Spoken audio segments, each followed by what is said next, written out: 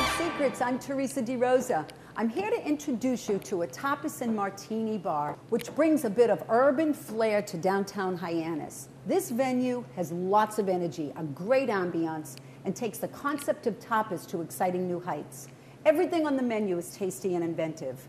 Welcome to Embargo on Main Street in Hyannis. And with me are the owners, Marissa and Dave Noble.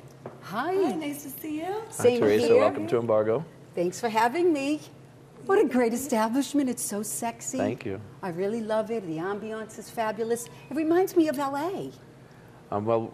We built this restaurant based on our travels around the world. I owned a restaurant and a nightclub in London, so it definitely has a city feel to it.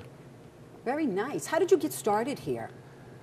When I moved back from England, there was really nothing like this in Hyannis, and I like to go out quite a bit, and basically I was filling a gap in the market, so if you build it, they will come. Yeah, really, I'm sure.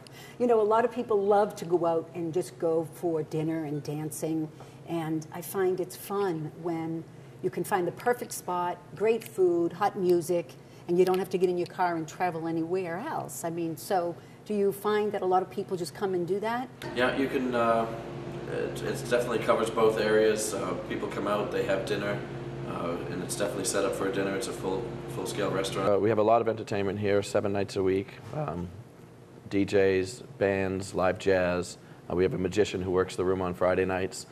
It's definitely designed to be a restaurant, but between 10 and 11, the lights dim and it becomes a full-on nightclub. Can you familiarize the viewers with tapas? I know that they're very popular in Los Angeles. Plus you have a great raw bar and infused martinis. Tapas, well, of course, directly translates into small plates. I particularly like to tell my diners that it's entree-style items and appetizer-sized portions. So it really allows the diner to have a very unique experience, to piece the flavors together how they wish, and to really try 2 to 3 different tapas depending on their liking, and it really gives the diner a cleverly unique experience. Sure, and variety is fun, right? Yeah. Sure, and I'm going to go into the kitchen and start cooking up some of those with Chef Justin. Thank you so much, both of you. Thank you, Theresa. For having me. Follow me into the kitchen. Don't go away. I'm here with Chef Justin Hamilton, and we're going to prepare 3 great dishes. Tell me a little bit about them. First, we're going to start out. We're going to do a brie, a date stuffed with brie wrapped with serrano ham. Then after that, we're going to do a seared bagel scallop with a little bit of endive and fennel salad, a little truffle oil in it. And after that, we're going to do a braised short rib with a little bit of a tomato fresco. And then after that, we're actually going to finish up with a chocolate torte. I have laid out here, I've got our dates. I've got some brie right here, a little bit of arugula, just as a garnish base. So first of all, what you want to do is just take a date. You're going to come in, you're going to feel the pit of the date. So you're just going to open it up and take the date and take the pit out. So what we're going to do is, I'm going to do a couple and then you're up next. Oh, sure, sure. And you know, dates are known to help in improving the digestive system. So you just, you'll feel the knife hit the pit, and that's all you need to do, and then you can just open it right up. Okay. The thing of the fig is it's a little more gentle and more delicate, where this has the texture of this, it's a little dry, not dried, I guess you would say, it's a little rougher. But the fig would definitely work too as well. It'll impress people if you're having a dinner party. They are also known to increase libido. So next what we'll do is... I'm going to make you blush. My measurements might be a little off. And brie also is loaded with calcium. Yeah, so all we do is take that, stuff that in there, and then just simply close that in there. So we'll do a couple of these. Sure. The rind is fine to use. Okay. Now, if someone doesn't have brie, they could use goat cheese. Any sort of soft cheese would be fine. You can also, if you wanted to, you could make you could actually take like a mix of goat and like cream cheese. No, prosciutto would be another type, but it's just a different curing method. So you want to come lengthwise, about a ½ inch strip, and then all you're going to do is lay it down, take it over, and just roll it out. Doesn't matter if it breaks apart a little bit; it will stick back together. Oh, very nice. You know, you can do a little roasted red pepper down, and then maybe just a little sprig of Italian flat leaf parsley. And then if you wanted to, you could use a dressing on it. You could use, like, for example, I'll take a little white truffle oil to give a little aroma and a little taste and some color to it. And then that's a real simple dish. You can serve at home real easy. Now first what we're going to do is we're going to remove the tops from the fennel. But we're going to reserve those and save those for later use. Okay, now the fennel has a licorice flavor. Yes, it does have a licorice flavor. It's not, like I said, it's not too overpowering. So what you want to do is you come down through the middle. It's kind of like cutting an onion. You look at the inside, it's almost set up the same way. Sure. But you do have here, you do have this little bit of like... The core. The core. You could use celery and do it that way, or... Okay, so they could replace it you with could replace celery if they don't like celery, or fennel. if you don't like fennel. But it has a beautiful flavor. It does, and it's not overpowering. So Yeah. it cooks up beautifully. What we're going to do is we're going to do a radial cut on it. That way we're trying to get it to best to be look as a julienne as possible, Oh, I see. or a quarter-inch cut. Sure. So we have something of that nature. And then we're going to take that, and we don't need to use all of it for this They could use any type of an onion. any type of onion you like. Follow the lines on the onion. Oh, sure. That, so if you want to do that, Oh, absolutely. watch your fingers. So while that's going, we're going to get a pan going on back here. Just toss that up. Yep. It'll fall apart. So you just put olive oil in Just here? a little bit of olive oil, nothing else at the moment. We're Okay. gonna let that sit, and while we're doing that, what we're gonna do is we're gonna take our apple. And if someone doesn't have olive oil, they can use canola oil. You can vegetable oil, vegetable canola oil, whatever oil that you prefer. It doesn't have to be low or high. Apple. Any type of apple? Any type of apple. I prefer the red one because it has a little sweetness, because we have the onion that's a little, has that strong onion flavor. The fennel has that fennel flavor, so I'm trying to balance out flavors is basically what we're trying to do. And So with this, you don't peel it. You don't have to peel Nope, it. you can leave the skin right on it. It adds color to the dish. And all we want to do is get a nice like, quarter-inch dice to it. Gorgeous. Something of that nature. Everything's so healthy that you're using here. Or obviously we'll remove that.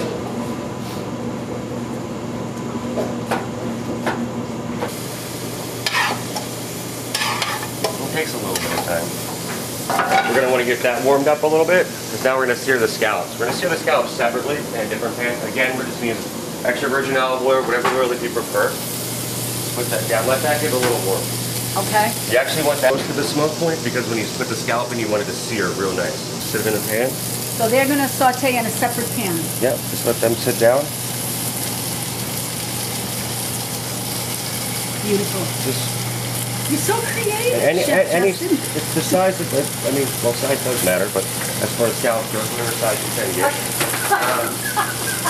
So, and then we're going to lightly. Do you cook?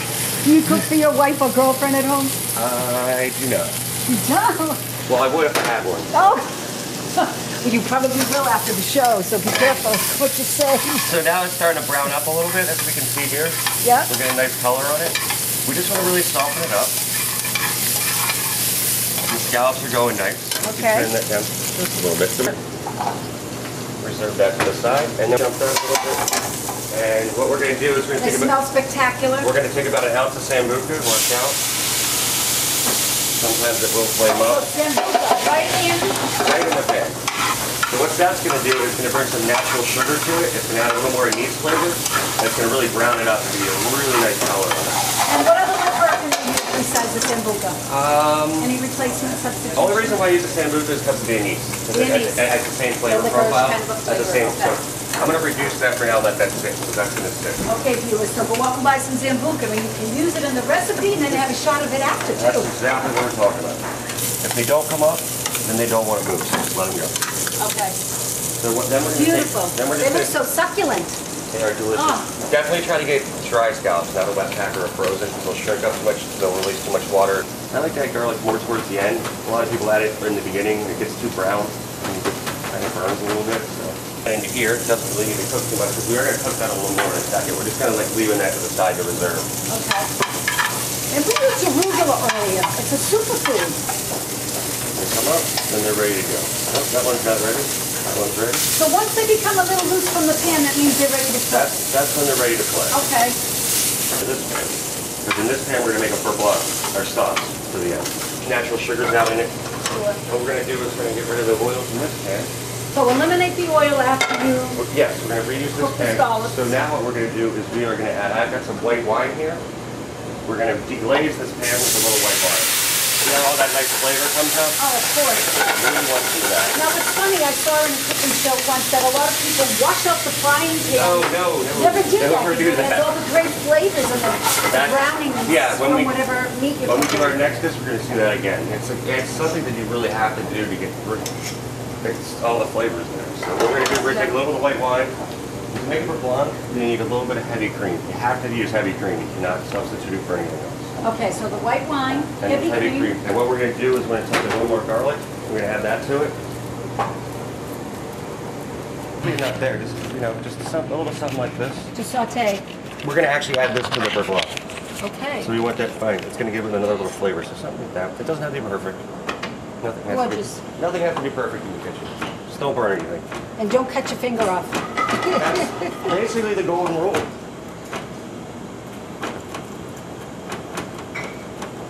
I love to cook. I find that when you're cooking and you have guests in your kitchen, Brings everybody together. it not only brings everybody together, they tell you some secrets. A secret later, right? We'll work on something. Alrighty, so Yeah, so we could just add that directly into the mix there.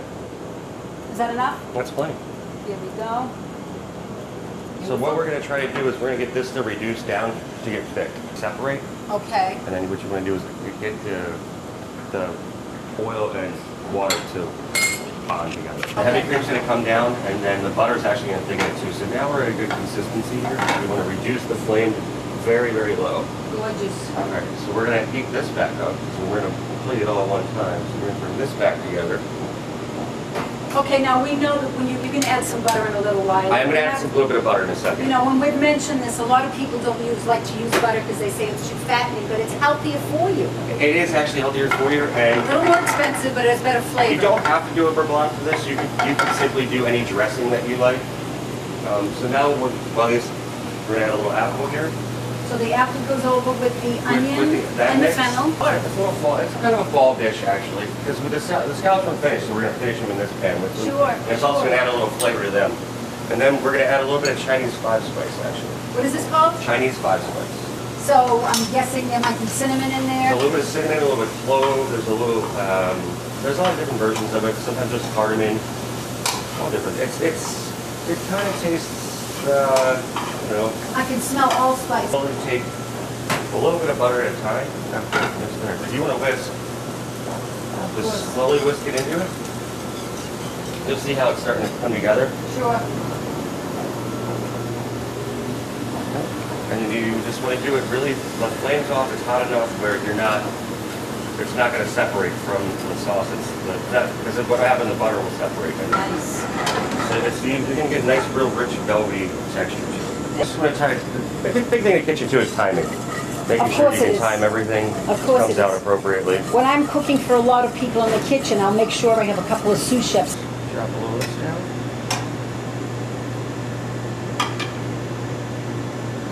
Take a couple of scallops. This looks like it's very heart healthy also. It's good. It's not too much oil or anything. I mean, beurre blanc does add a little bit of fat to it, but it's not such a terrible thing. Yeah, but you know what? A lot of the dishes that we eat today have a little bit of fat in it, and that's okay. As long as everything's in moderation, right? Yeah. Just drop that down. You want to get some on the endive too, because we can get really much flavor on that liquid. And then all we're going to do is we're going to finish it with a little bit of white truffle oil, which you can find in any of your local stores too.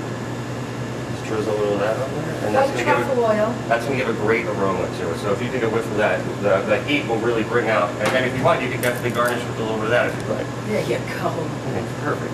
Yeah, you do. That's perfect. They're perfect with the Debo scallop with the fennel and endive salad. Embargo seared sea scallops with roasted fennel, apple, endive, and truffle beurre blanc. 6 large fresh sea scallops, 1 fennel bulb with top, 1 red onion, 1 ounce of Sambuca liqueur, 2 endives, 1/2 cup of white wine, 2 minced garlic cloves, 1/4 pound of butter, 1 ounce of balsamic reduction, 1 ounce of white truffle oil, 1 red apple, 2 ounces of dried cranberries, 1 teaspoon 5 Chinese spice, 1/4 cup of heavy cream. Preparation: preheat oven to 350 degrees. Slice onion and fennel bulb into 1/4-inch slices. Sauté in pan until soft and slightly brown. Deglaze pan with Sambuca. Be careful with flame and the liqueur. Dice apple into 1/2-inch cubes. Add to fennel and onion mixture. Add dried cranberries and Chinese 5 spice. Toss together and reserve for later use. Cut endive lengthwise in half and roast in the oven at 350 degrees until soft. Set aside for plating. Beurre blanc sauce. Sauté minced garlic clove with very little oil and lightly brown. Add in white wine and heavy cream. Whisk and reduce until thick on low heat. Take butter and cut into small cubes and slowly add to the reduction 1 piece at a time while on low heat. Do not add too much at a time or it will separate. When done, take fennel tops and mince, fold into the beurre blanc. Set aside at room temperature. In a large sauté pan, add a small amount of oil, sear scallops until brown on one side, flip over, reduce heat to medium, and add fennel, onion, apple mixture.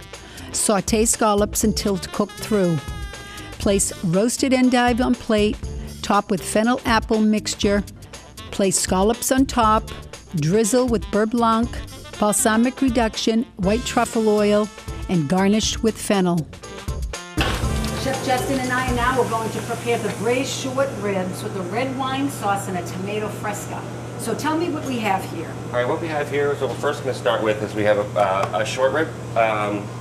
You can either find it with the bone on or without the bone. All we're going to do first is we're just going to take the short rib here.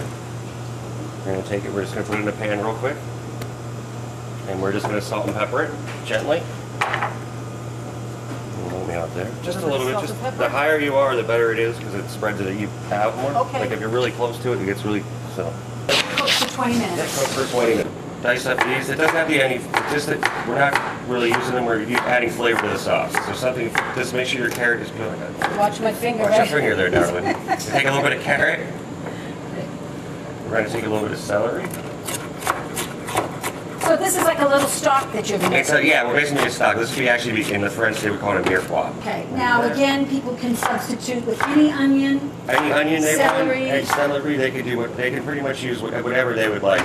Tomatoes. We're going to use cherry tomatoes, got some fresh parsley, got some garlic, some fresh basil, a little bit of flour. Obviously, you can use these tomatoes as well if you like. If you don't have cherry tomatoes, the plum tomato. Plum tomatoes. I always take a little bit of plum tomato and add it to my braising. Because they're probably juicier. They're a little juicier and they add a little bit of flavor to the stock itself that you're going to be making when you're braising off the. Okay. Well, we pick the tomatoes and the vegetables right out of the garden, right? Most definitely. So what we're going to do is we're going to slice off in this pan. We are going to add a little bit of extra virgin olive oil. Again, you can use any substitute for any oil. We're going to do it because it's a one-pot wonder, really. So we're going to take this, we're going to throw it in here. So almost like a stew.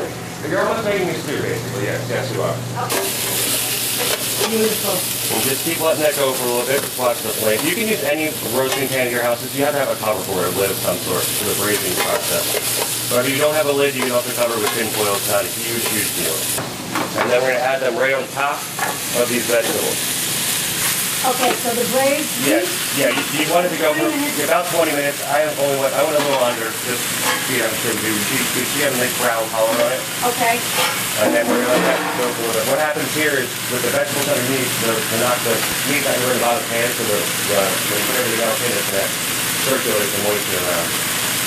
So whatever wine you use, you should try to drink with the meal. So we're going to add probably about 2 cups. In moderation, all right? I don't know what moderation is, but okay. So we have here. Everything in moderation. What I do is I have a glass of wine while I'm cooking. A little bit of this, a little bit of that. No, okay. So I've got a beef stock here that you can buy. You can buy the ones at the store, in the boxes, or in the cans, whatever. I'm gonna add about a cup of flour to it and just mix it into it. You want to really get that incorporated in there. I have all the recipes for you too. Yeah. So the week the show is aired, you need to come on down, visit Embargo, and pick up the recipes. So I have this here, and what we're gonna do is we're gonna barely cover the top of the meat. Okay. It takes about 2/4. Sounds a little more than 2/4. Okay, so it just skims the top. Yeah, we're leaving it like that, and then all we're gonna do is we're gonna take a lid, just cover it up, and we're gonna put that in the oven probably for about 2.5 to 3 hours. I'm just gonna steal some of these shards from you. Thank you very much. Okay. And all we're gonna do is we're gonna take some of these cherry tomatoes here, and we're just gonna half them, and this we're just gonna reserve and keep to the side for later. Okay, so cherry tomatoes. Now, if someone didn't have cherry tomatoes, you can use a plum, you can any tomato you want. You just want a small dice. This is the tomato fresca. So we're gonna take that and just a little bit of the fresh herbs that you had cut up. Add a little salt and pepper. A little garlic. You can use as much as you want if you don't like garlic. Use garlic. You know, tomatoes have been proven to prevent from cancer, heart disease, cataracts. A lot of people don't realize the medicinal purpose of so many of the items that they cook with. They're already done for us. So you like to serve yours with some mashed I like to serve potatoes? mine with little mashed potatoes. What I do is I take a little mashed potato, put it in a bowl. Oh, so and then exactly. see the texture here? It's almost falling apart. Like flakes, just barely Oh, flakes. yeah. That's what you're looking for. When it barely just flakes Oh, apart. succulent. Yeah. Oh my And then I'll goodness. just take a little of that, pop that in there, and then the juice that you have from the leftover from the sauce. When we add the flour, what happens? The flour is going to thicken it a little bit, and then we'll take a little bit of our tomato fresca, and that's all that it is. And there you are. Braised short ribs with a red wine, sauce, and tomato fresca. Braised beef short ribs with tomato fresca. 4 large beef short ribs with or without bone, 2 large carrots, 1 large Spanish onion, 4 celery stalks, 2 quarts of beef stock, 2 cups of red wine, 1 pint of cherry tomatoes, 1 cup of flour, 1 garlic clove, fresh basil, fresh Italian flat leaf parsley, 6 Yukon Gold potatoes, and milk. Preparation: preheat oven to 350 degrees. Salt and pepper short ribs, then place on a sheet pan and roast for 20 minutes.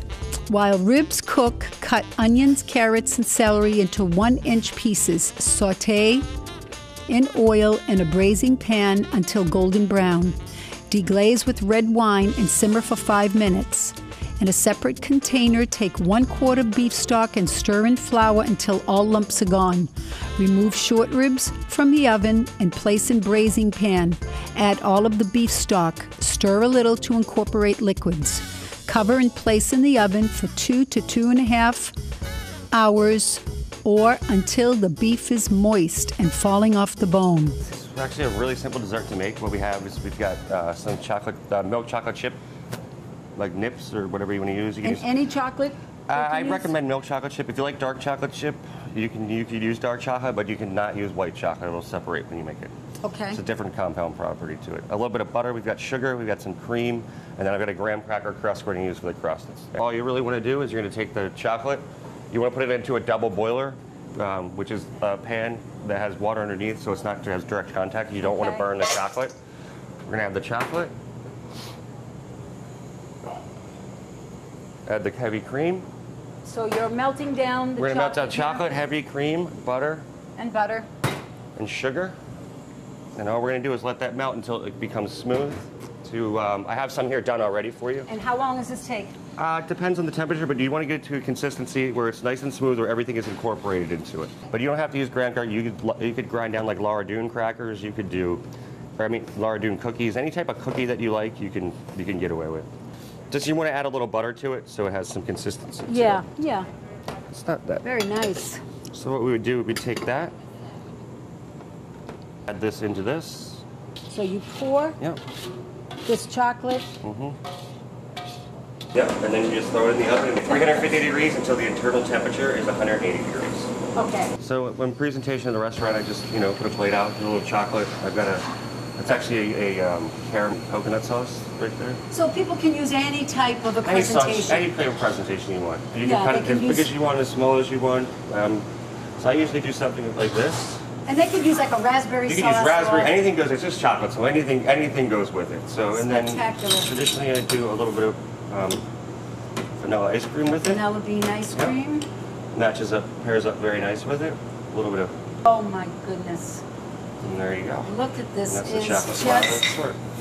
out of this world. Embargo's famous chocolate flourless torte.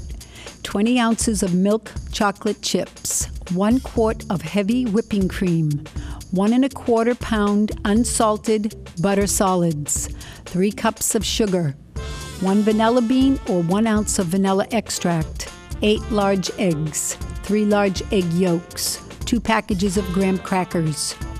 Preheat oven to 350 degrees. Preparation: in a double boiler, combine all ingredients except for eggs and melt until smooth. Reserve 1/4 pound of butter. Melt it in the microwave.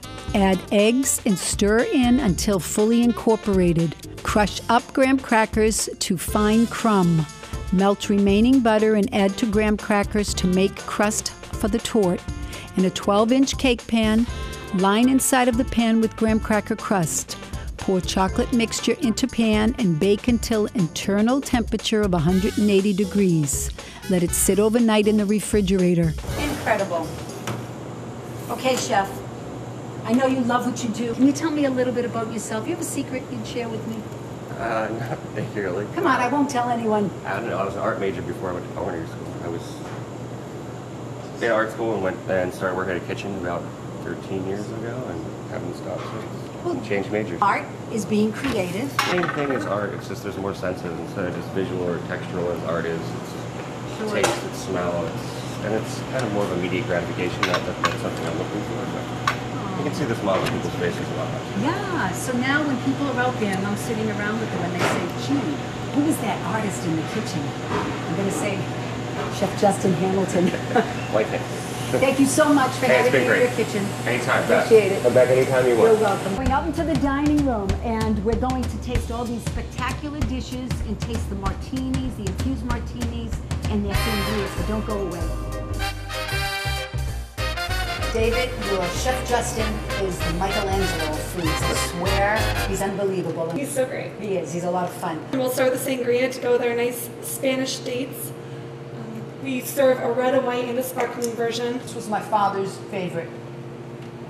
I lost him a few years ago, so I'm going to toast to Daddy. To my daddy, too. So next you have your... Scallops and endive.